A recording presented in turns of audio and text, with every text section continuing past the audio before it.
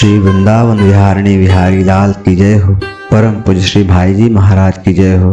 परम पूज्य श्री राधा बाबा महाराज की जय हो।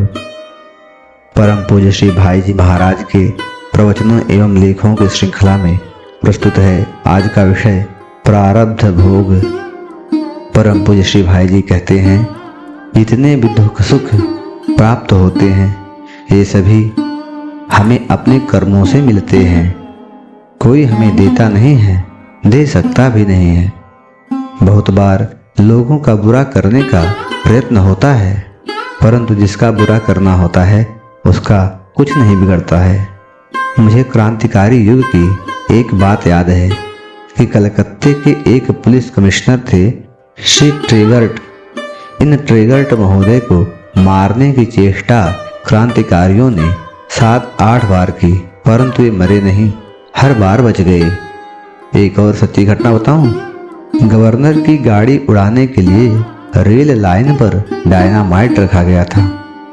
अनिर्धारित रूप से पहले मालगाड़ी आ गई, मालगाड़ी उड़ गई और गवर्नर की ट्रेन बच गई। किसी ने सोचा भी नहीं था कि ट्रेन बचेगी। ट्रेन आने ही वाली थी कि डायनामाइट रखा गया था। यह घटना मुझे याद है। इसको इस परिप्रेक्ष्य में देखें कि प्रारब्ध का भोग किस प्रकार होता है।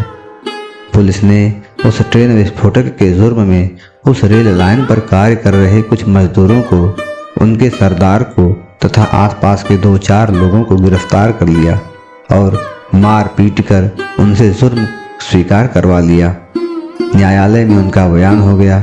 उन्होंने स्वीकार कर लिया कि डायनामाइट हमने रखा था। गवाहियां हुई, सबूत इकट्ठा हो गए और अंततः उन सबको सजा हो गई। किसी को 10 वर्ष, किसी को 20 वर्ष और किसी को 5 वर्ष की सजा हुई। इस घटना के 8-10 माह बाद प्रसिद्ध अलीपुर बम कांड हुआ। इसी केस में चित्तरंजन दास का नाम हुआ था। इसी कांड में कलकत्ते के मानिक टोला बागान में श्री अरविंद के भाई वारेंद्र इत्यादि पकड़े गए।